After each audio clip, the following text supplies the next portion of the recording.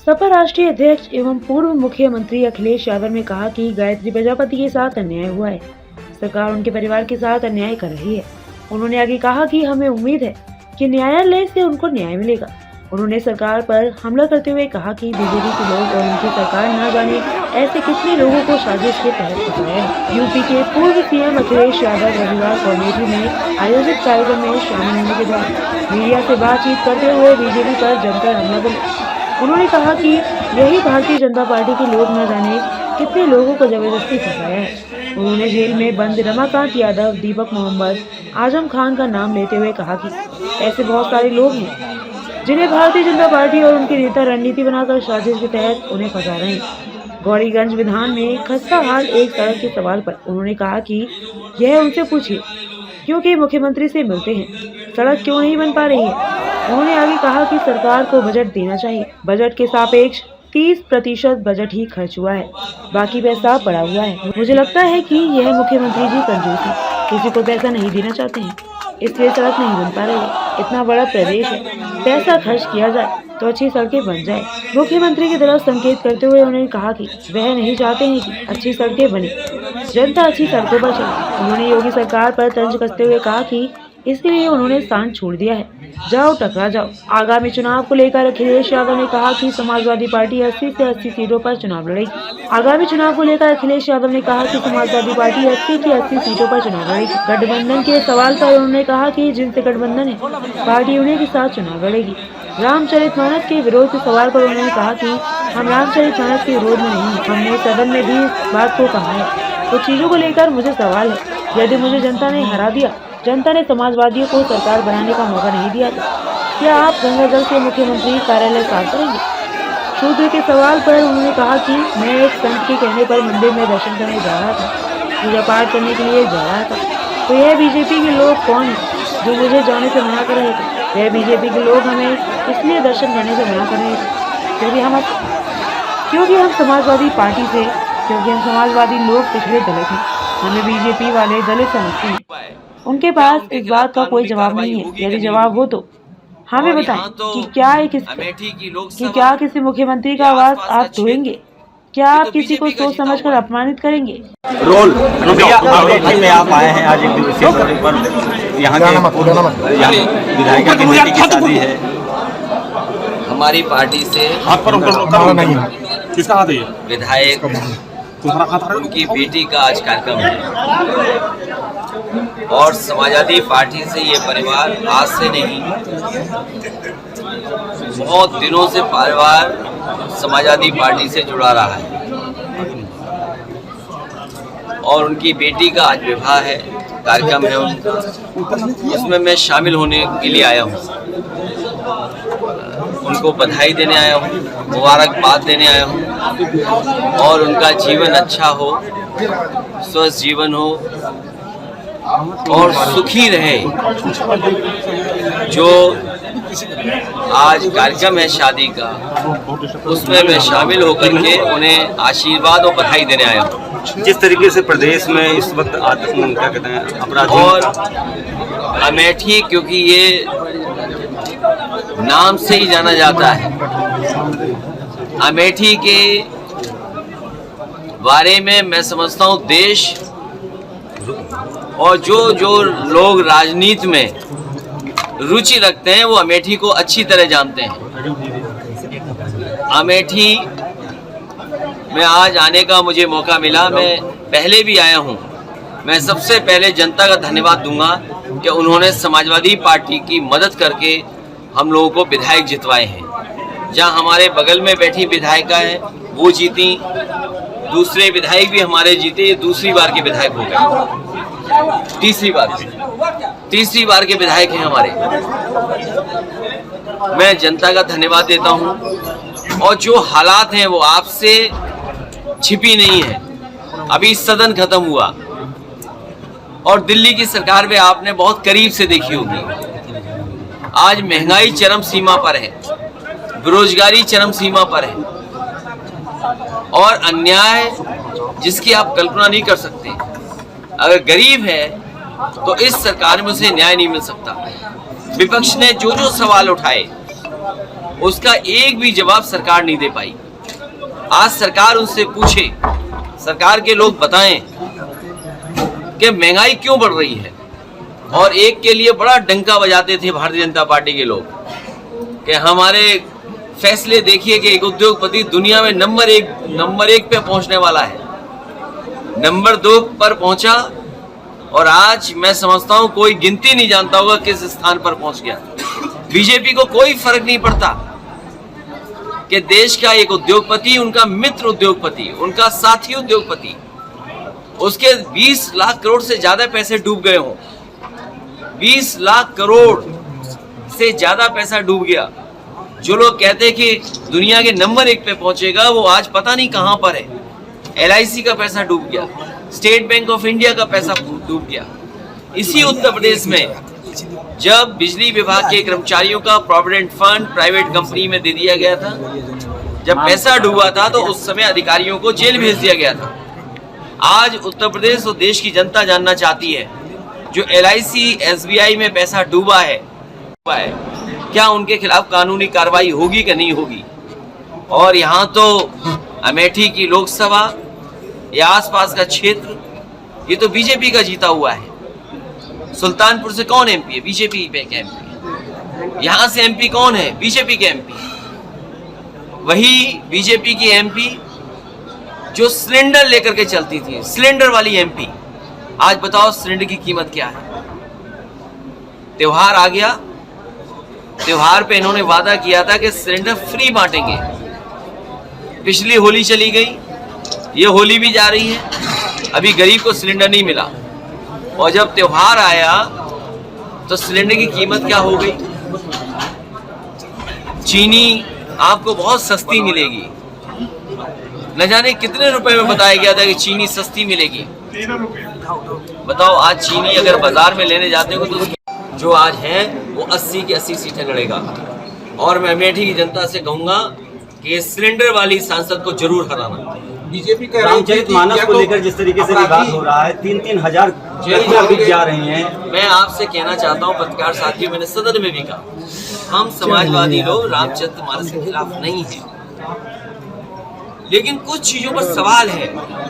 मैं ये जानना चाहता हूं कि अगर मुख्यमंत्री आवास से मैं बाहर आता हूं, जनता ने मुझे हरा दिया, जनता ने समाजवादियों को सरकार नहीं बनाने का मौका दिया, आप गंगा जल से नहलाएंगे, गंगा जल से आप साफ करेंगे।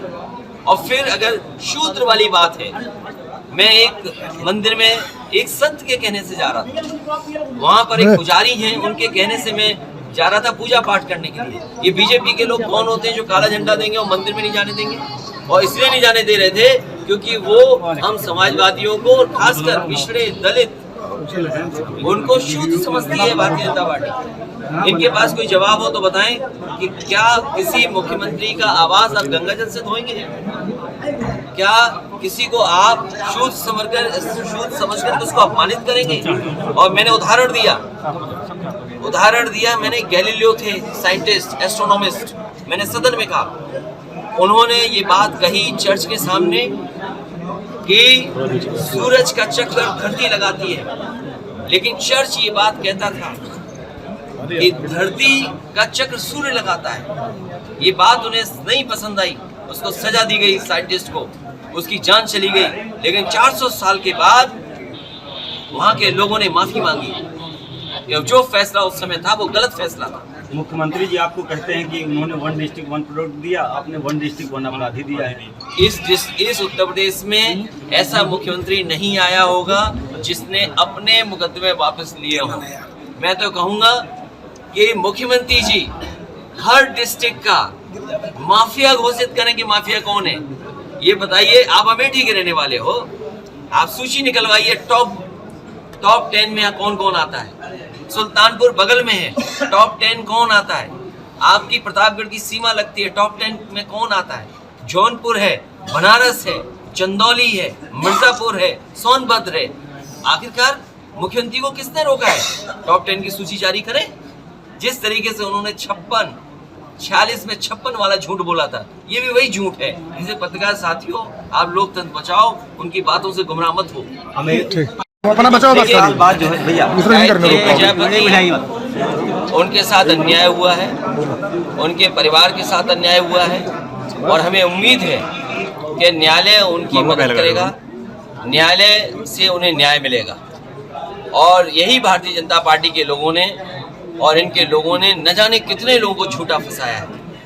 आपका रमाकांत यादव, उन पे झूठे मुकदमे लगाए कि कितने वर्षों बाद।